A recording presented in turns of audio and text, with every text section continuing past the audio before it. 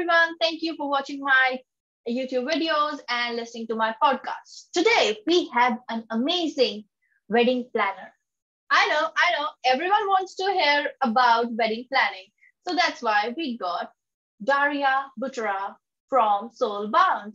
She is amazing as a wedding planner and she has a lot of experience and she brings a mix of a lot of things.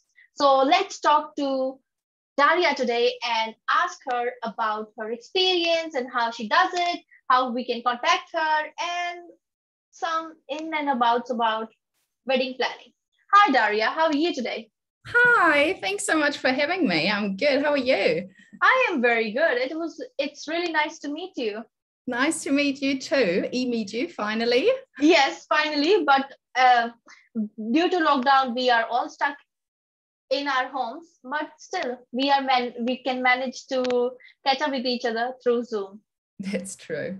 Yeah. So before we start about your business and talk about it, what's happening, can we know who is Daria Butterer? Where do you come from? How did you end up in New Zealand today? Well, I'm originally from Germany. I came over to New Zealand about 6 years ago now. I met my fiance about 7.5 years ago in Europe. We were both working on cruise ships together. And yeah, that's how I ended up kind of here. So I always traveled, like grew up in the Black Forest, which is in the south of Germany. It's actually really pretty, very famous for Black Forest cake and cuckoo clocks, if someone's interested. Oh, yes, definitely. Yeah, but left literally after school. Like I lived in London and I lived in the Netherlands. I studied in Thailand and Bali, and then was like traveling all over Asia for a couple of months. And yeah, worked in cruise ships for a couple of years and then moved to New Zealand and then settled kind of down, I guess. Like how everyone's story kind of goes. Yeah. Wow, amazing. And how did you end up starting wedding planning? Well, actually, from probably quite when I was in school, I always loved like planning kind of get-togethers. Was it like barbecue parties, birthdays, like little just things and bits and bobs, and just like adding that like cute little touch to it.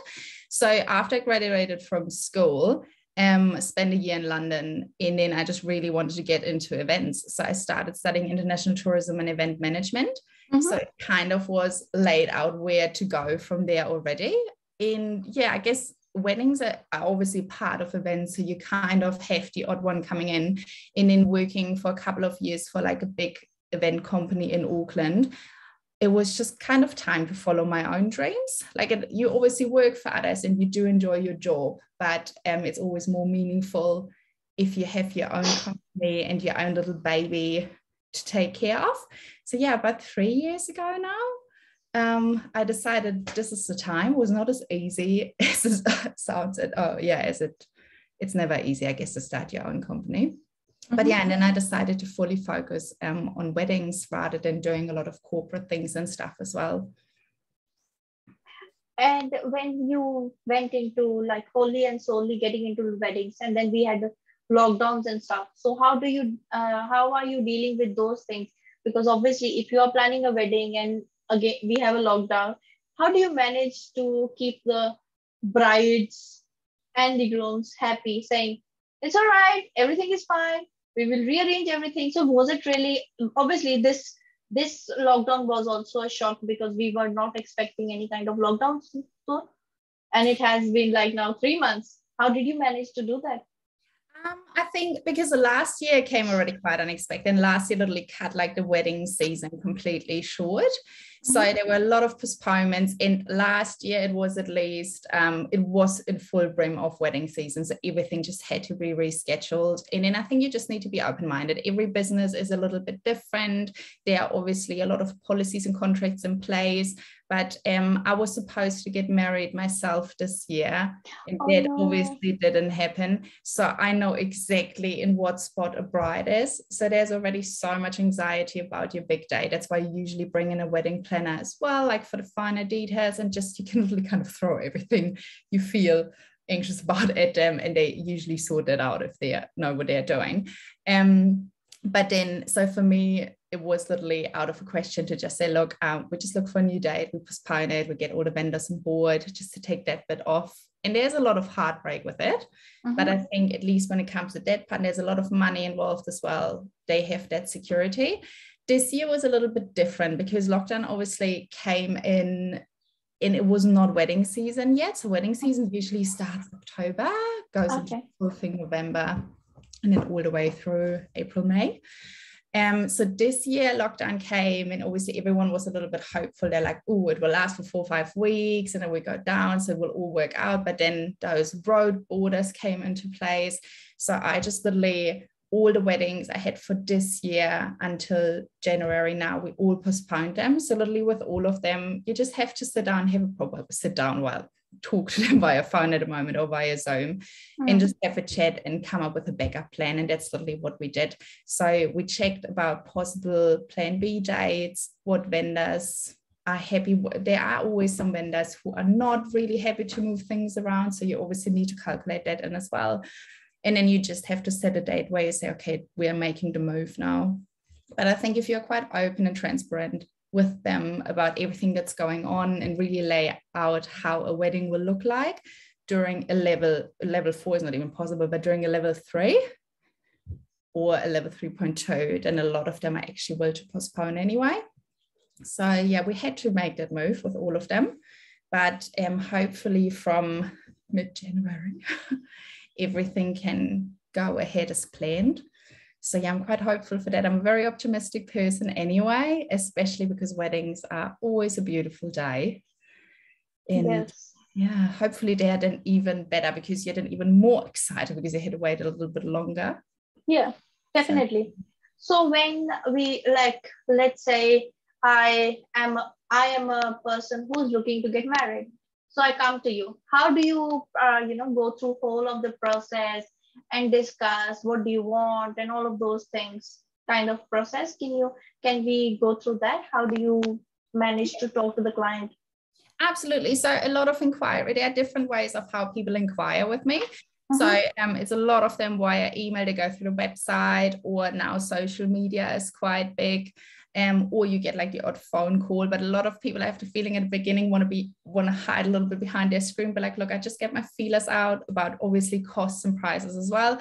And then I always usually say, look, I love to get to know my brides and grooms, because I think as a wedding planner, like I'm with some of them, especially now with lockdown, I'm working with them for 2 or 3 years, others a couple of months, but you want to know the person you're handing over the reins. So if there's not a good vibe, I always, and that's what I say to all of them, if you don't feel a good vibes with any of the vendors, and especially like with me as well, don't do it. Like, I'm very honest, very straightforward. It's probably a very German trait to have that, and a lot of Kiwis struggle with that sometimes. Yeah. But I think it comes down to that point. It's actually quite helpful if someone says, look, if it doesn't match, it's absolutely fine, but you will find someone who like ticks all those boxes. So we literally start with that. And then I always love to meet them first. Like before lockdowns, we always like went either to their home or to their favorite coffee place, like a spot where they feel completely comfortable, where I can kind of get to know them a little bit in their own environment. People are just way more relaxed in there. And we'll just have a chat, like over a cup of tea or over a glass of wine, whatever relaxes them more. And we literally just chat away all things weddings. What do they have in mind? What have they done? How much help do they actually need? A lot of couples don't need the full wedding planning. A lot of couples actually do have already their venue. They do actually have heaps of decorations already sorted. They know exactly what they want. And as much as obviously it is great for a business to sell the full package, I always think, if we go honest and open-minded from the beginning, and we start maybe with like a coordination on the day only, and then you actually see what else you need, and then we add on if needed. So it really depends on the person. I do obviously have couples who are like, look, I have a really busy lifestyle, either is it full-time working, I have kids, I actually have no idea what I'm doing, and then we do the full thing. So it works either way, but it always depends on the individual itself. So it's not like I'm pressuring anyone into going the whole yard if you don't have to, because I would feel a little bit, that would just feel a bit unethical, I guess. Yeah, true. So you actually cater according to the client? Pardon? So you do weddings according to what clients need. So Yes, and obviously mold your packages accordingly. yes. So we do what I do is like I can do the full wedding planning, you can do a partial wedding planning. So it's really like for brides who actually started already with heaps of things and then get lost in the way or want to hand it over. And then you can just do the on the day coordination. So you coordinate all the vendors, you're there on the day, make sure that everything runs smooth so that bride and groom really don't have to worry about anything. Like I always say, on the day itself, I will be there, but I'm usually not really talking a lot to bride and groom because for them it's their day and I'm like in the background doing my little magic. Yeah. We literally go from there. But yeah, it really, really depends. I love do-it-yourself brides. Like they come up with the most stunning things and every bride is going a little bit different with their wedding anyway. I mean, with Pinterest and Instagram, it's quite hard because they show you like all those pictures, all the things they want to have on their wedding. And then we come down to that realistic part. What is actually achievable cost-wise, and is that actually you, or is that just because a lot of people are doing it now? So we literally just work our way through that, bring everything together, because every wedding, no matter how different, or some people say, oh, that's absolutely not me, that's like the dream wedding for someone else. And that's, I think, what makes the job so exciting, because every day is a little bit different. Have you done any Christmas wedding? Well, you mean a snow wedding? Yeah, something around Christmas. No, actually not. Like I have to admit, like Christmas Day or like those days directly on Christmas, same as New Year. Oh, New Year's is actually a bit more. Not a lot of people are getting married. I mean, you do have in Europe where it's winter over Christmas, it's a little bit of a different story. So you do have weddings in the snow a lot of times in like wooden old barns in, like or like those berry colors and the greens. But in New Zealand, a lot of people still prefer a summer wedding. Yeah. I mean, there are a lot of elopements now, like going to the mountains, which I think is absolutely stunning. But then they fly you literally up, and it's like a lot of times quite an intimate wedding, not an intimidated. Yeah. So yeah, Christmas wedding, no. I did Christmas functions before, but not a wedding. Oh, and I'm like that kind of person who doesn't want to interfere in the work, and I'll be like, you do whatever you want to, just let me know what date to come. Imagine that I tell you at what date you get married. I hope you bring your husband though, because if I have to look for that one as well. That's what we are working on. Married at first sight, totally. Yeah. So in terms of, doing weddings, have you ever had 2 weddings on one day? And how did you manage that? So not with my business. So with my, it's like a really boutique business. So the reason I actually didn't decide to continue further with working for big companies because you do have up to 3 weddings on a day. However, so the thing is you do the whole planning, but a lot of times you have like coordinators on the day who take over. So you might actually drive from one wedding to the other to just make sure everyone's in place and knows what they are doing, but you're not there the whole day. But you can dance on more than one wedding on a day. I know my mom always said you can't, but you can as a wedding planner, but I'm not doing that anymore. So now when I'm committing to someone, it's really like it's their day. Like 99%, it's actually their whole weekend because weddings are usually on a weekend. So I don't really like double booking myself because sometimes they just need the odd hand the day before, the day after. And you also just want to be able to fully focus on that couple. That's what they deserve. It's one day, hopefully one day in their life, and it's supposed to be the most beautiful one. So, and I love doing that. So I have like every weekend I have that couple, and then you like continue and move forward. I mean, you can obviously, I think if you grow a little bit bigger and expand and you have more wedding planners, then it's a different thing, but it's hard. Like when I work for a big company, you have several couples on a day, but you don't really know much about them. Like it's not a very personal connection anymore. Yeah. And and also when you were doing all like 2-3 weddings all together, did you end up having some mishaps as well while doing that? Any kind of? out of? Probably you do. I mean, the thing that's a good thing. Like with a big company like that, you do have several coordinators working with you, so everything gets double and triple checked. But there are always little things. We never had like an absolute massive issue. Like everything was always sussed on the day. I think if I would like tell you like, no, I'm absolutely perfect. I'm only human. Like everyone's only human. But on the day, things were said. Like on the day, things run smooth, and that's what it's all about.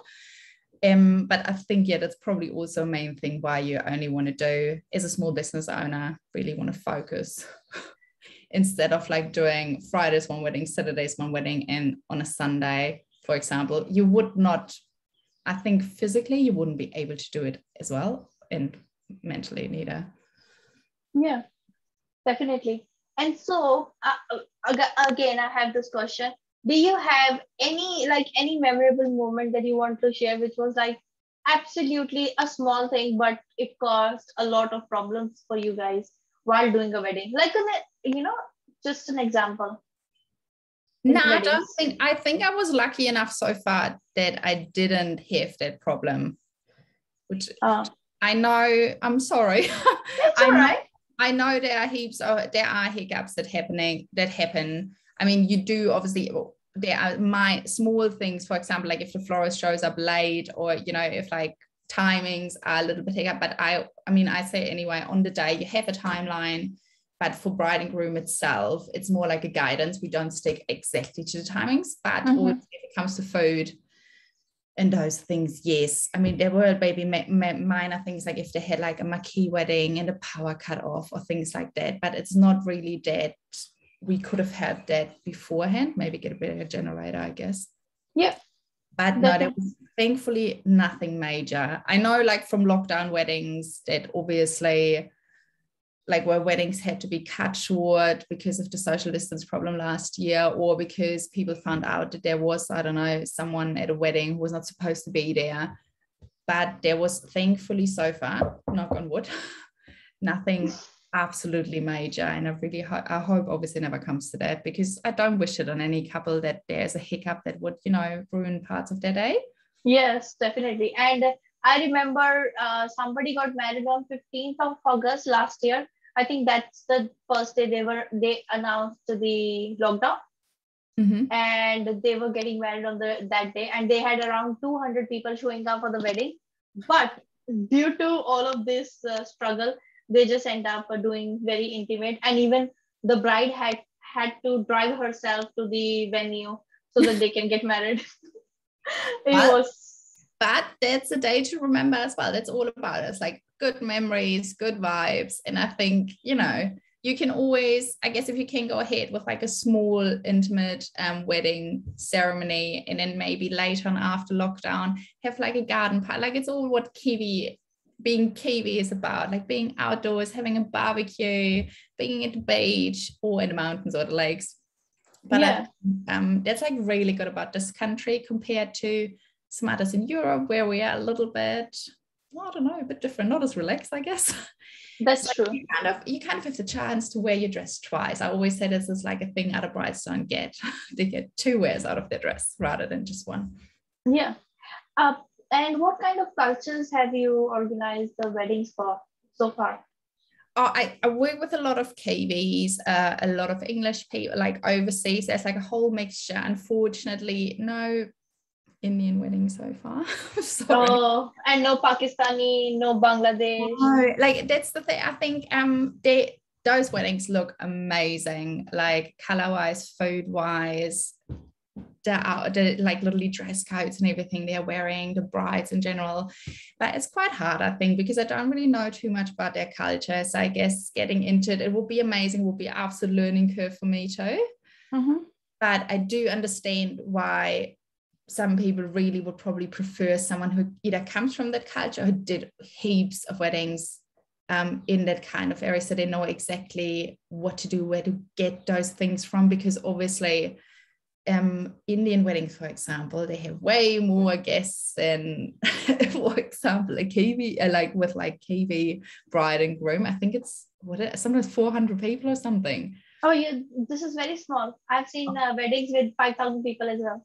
Oh yeah, here we go. So yeah, I think finding the location even, I mean, yeah, you can probably hire out Shed 10 in Auckland, Yeah. but so yeah, it will be a really exciting project to work on. And hopefully one day. So if you're getting married. Yeah.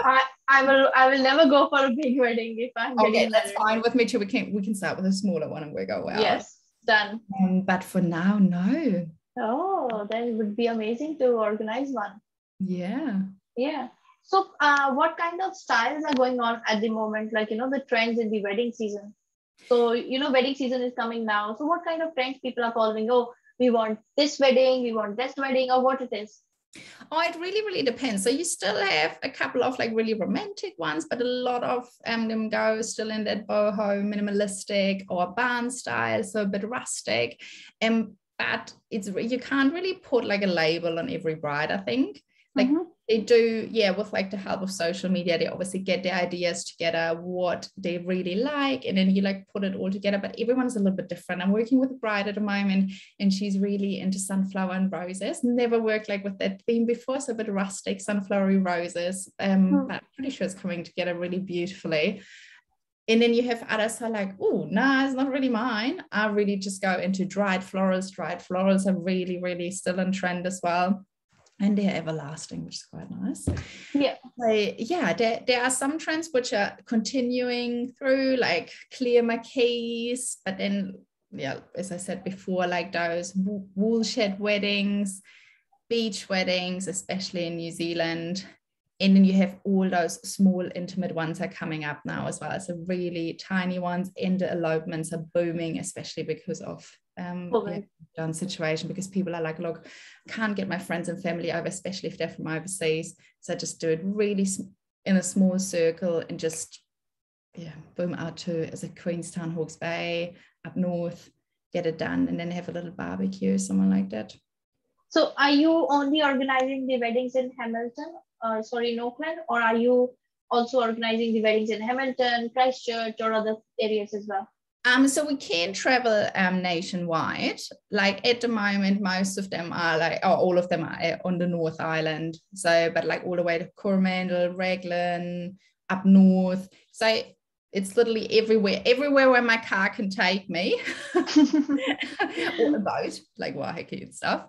And we can do that. So it's really obviously like in this area, I always say like in a 200, 300 kilometer radius or 200 kilometer radius, at least it's like to meet up.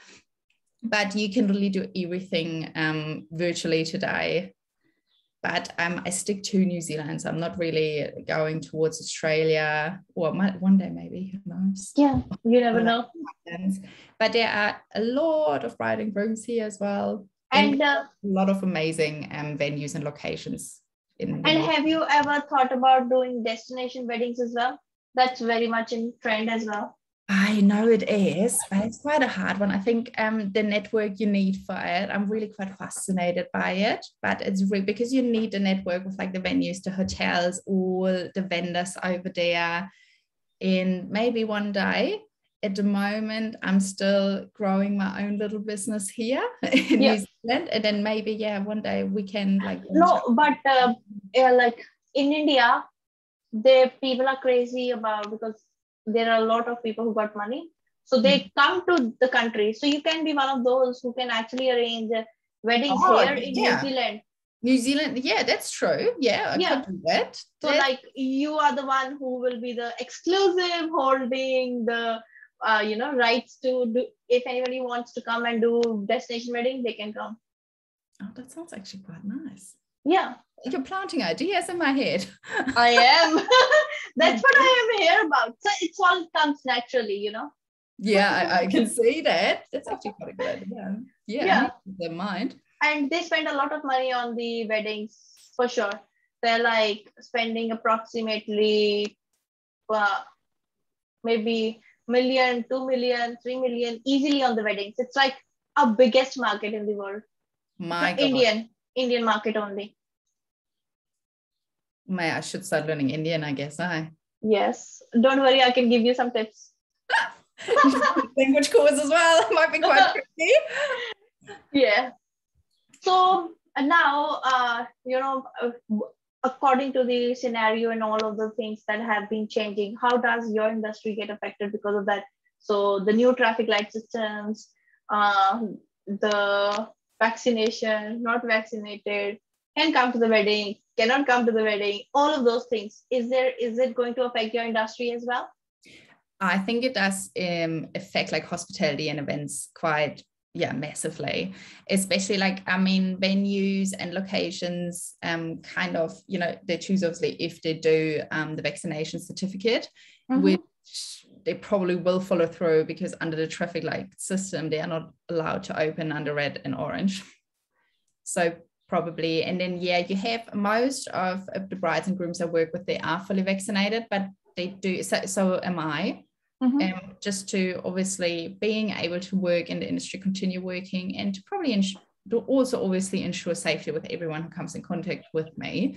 So I do know of a couple of brides and grooms who obviously know people who don't want to get vaccinated, and that's absolutely fine. Look, I think it's everyone's own choice, and they have their own opinion, and you do it at your own pace. Or if you decide not to, then that's fine as well, as long as you feel good about it.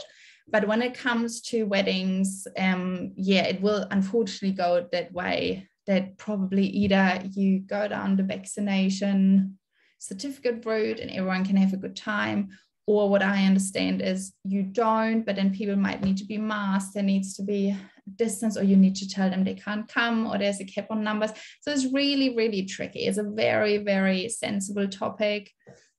And everyone is a little bit, I don't know, I would mean sick of it, obviously, but people just want to move on with life. They want to go on with getting out, doing is it a concert, is it a wedding, things like that. So I feel for all of them, but I guess we just have to follow guidelines. So it will be quite interesting to see how guest numbers change. So I know, for example, from one wedding, we were literally talking, it was a small wedding already, and we're probably talking from those 50 people, we're down to 30 now.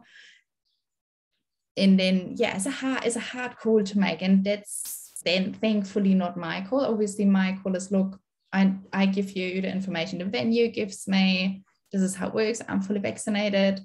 But when it comes to guests and attendance, then that's with bride and groom, which is, obviously.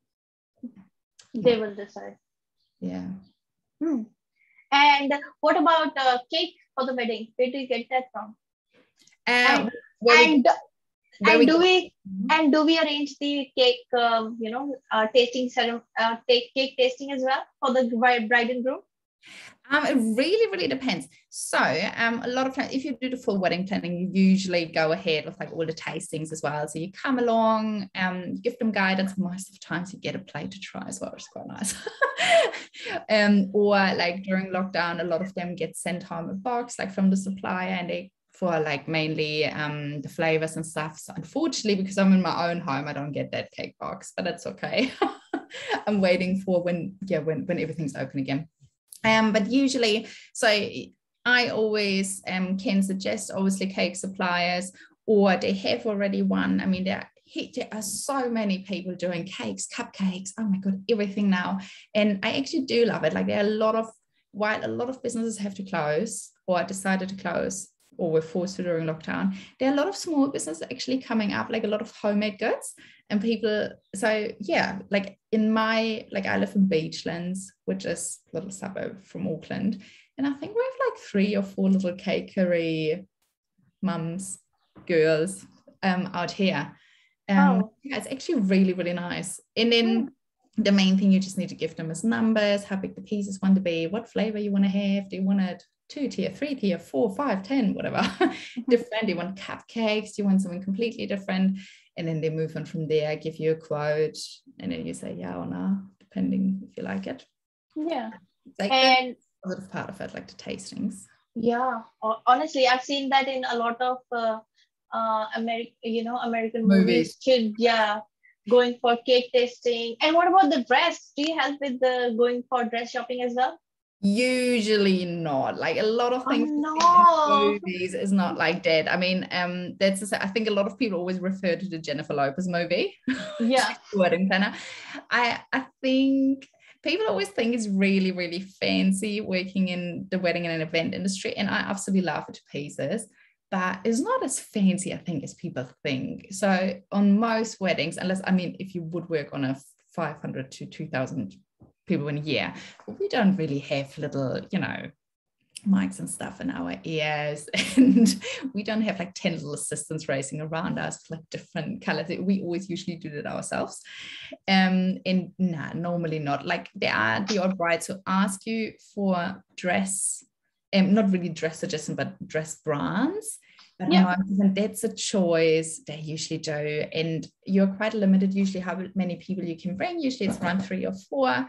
And like when I went, I obviously wanted to have my closest friends and my mum with me. So usually you don't give that spot to a wedding planner. You can. And obviously if they wanted to, I would absolutely be there. It's just part like that I'm coming with them through that whole process. But usually as a wedding planner, I don't think you do. Maybe in the States, things are very different. Yeah, and you get a champagne bottle as well. Okay, you drink and decide which dress to buy, some stuff like that.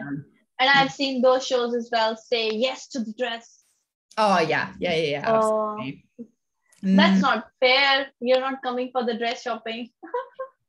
No, but that's I guess all right. That's like for me. On the day, that's like being a kid in a kind of a really excited kid in a candy shop. Like I'm really, really fangirling every time like the bride walks down there.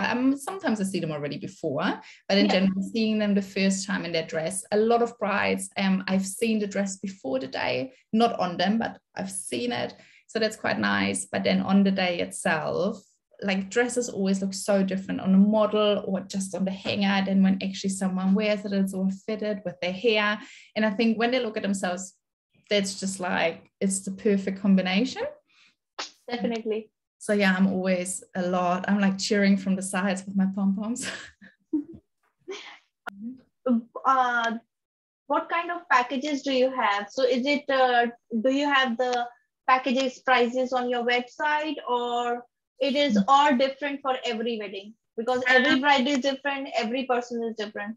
No, not really. So I do have kind of starting from prices, and depending how many guests someone has and what kind of their scheme is, it's like a set price as well.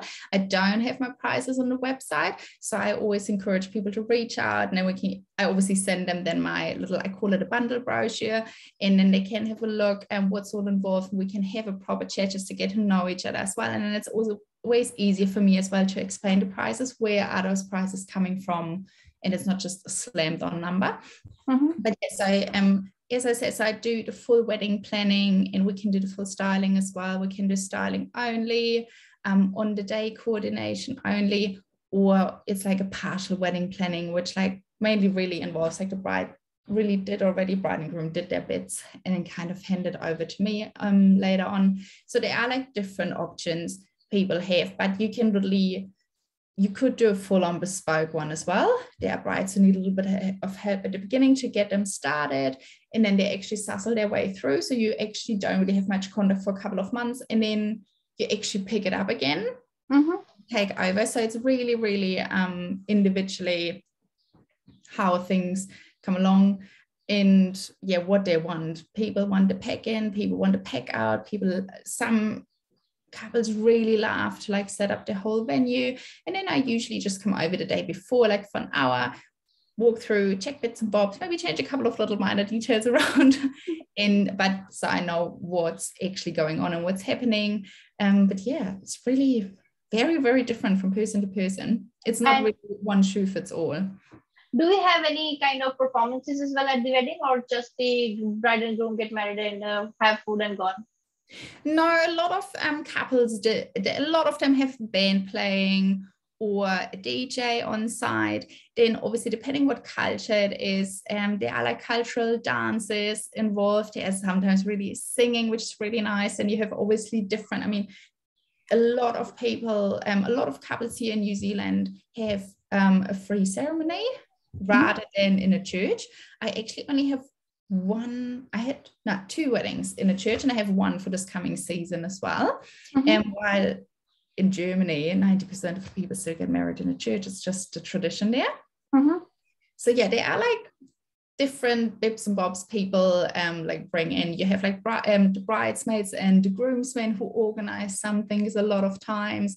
So it really depends. You have like some couples who just say, look, I don't really want that whole like playing, while at some weddings people play games. I don't know, just wedding games, steal a bride and stuff. Some don't want that, or they don't want the bouquet throwing. So it will be just like a really smooth thing. But yeah, I don't think we have massive performances like you guys will have. We also have a competition, dance competition between the girls' family and the boys' family. No, I haven't seen that yet. So they have performances from both the sides. Even it happened during the wedding of Priyanka Chopra and what's her? Oh, the Jonas Brother guy. Yes. Yeah, so they had a proper wedding proper competition in doing the dances. Oh, that's amazing. No, not so far, unfortunately. Like I said, like there's you have the haka, like some guys performing the haka a couple of times, like if it like fits in with their traditions and culture. But no, not massive performances like that. Might need to implement that in New Zealand. Yes, definitely. I can help if you need. Are you doing performance as well? Oh no, I don't. I know how to arrange performances. That's what I'm good at. Awesome. Yeah. Lastly, 5 tips I would like to have for a new bride and groom if they are planning a wedding. What kind of 5 tips? Yeah. Oh, any kind. Anything in the organization part, because you are the queen of organizing these weddings. 5 tips. I think always like I mentioned before, always try and gel with like your vendors, especially I think photographer and your wedding planner. Those are the 2 people you really want to be on a good wavelength with. Photographer, because he will follow you around the whole day and it gets really uncomfortable if you don't have a good feeling about it.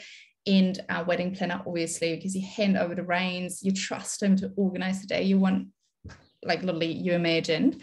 So that's definitely a number 1. Then when it comes to like choosing your vendors or especially your venue, ask questions, like ask anything, even if you think it's a stupid question, ask it away before signing a contract. Is it about cancellation policies, especially now with like COVID? What is their policy? Do I get my money back? Do I not? And the same, like, with venue, what's the capacity, noise ones? Will the venue owner be around? That's not what you want. You don't want a venue owner like literally lurking over your shoulder the whole time. What else? My God, there's so many things. Yeah. Budget well, I think. Weddings cost a lot of money in general. Sometimes you don't need a certain thing just because someone else needs a certain thing or has a certain thing. Like, write it all down, do your pros and cons. Do you really need, I don't know, a 10-tier cake if a 5-tier one is all right? Just as an example, for example, like, don't go overboard. Like, yes, it is supposed to be the most beautiful day in your life, but we don't, like, no one in the industry wants to see you like literally struggling afterwards or really getting you into financial, problems. Yeah. Another thing. And last one. Buy enough alcohol. Literally. Like, I always say, good thing is get in touch with, either is it a small little bottle shop you have close to your venue, or at home, usually you get pretty good deals with them that you can return unopened boxes. Always buy a little bit more. Don't go too much overboard. I mean, I'm not saying like buy like, I don't know, container full, but buy enough beverages and have enough food available to feed everyone. Like, if you run out of food or drinks, it's probably, Perfect. I'm pretty sure after we're done, I come up with way better tips. That's all right. But it's more important is doing it, unannounced. So that's why I wanted to do that way. Oh, yeah. And don't do, like, at the beginning of starting wedding planning. you have so many input from friends, family, everyone, and just kind of be true to yourself. Yes, true. That's really important. Yeah. Even it happens in case of you're pregnant or in case of you're starting a business. Don't listen to everybody. Just use your common sense. Yeah. Yeah. True. And can we do a giveaway as well from Soulbound? We could potentially. Thank you. We could do a giveaway. Do you need it right now? Or are you happy for me to think about it? If you can do it now because we are announcing it. Or do you want to do it later? Well, why do we not do it like that? I'm going to give away a full coordination on the day. Oh, yes. That would be amazing. For one couple. So yeah, we're going to do that. Full coordination a day for one couple. However, obviously if it's outside of Auckland area, there will be travel fees to apply. Yeah. So the T's and C's obviously, but yeah, I'm happy to do that, especially with lockdown. It's actually quite a nice thing. I did it last year during lockdown. I gave away a free on the day coordination. Yeah. So yeah, we can do that. I let you actually decide how the drawing works, and then we obviously need to work out obviously dates. Yeah, they will send you email for that and discuss everything once we choose the people. Cool. Sounds good. Perfect. Thank you so much for your time. And it was wonderful to chat with you, and I can see how much experienced you are. So I hope this video can actually help you. Oh, thank you. And let's see what we can do more for you. Thank you so much. Thank you. See ya. Bye. Bye.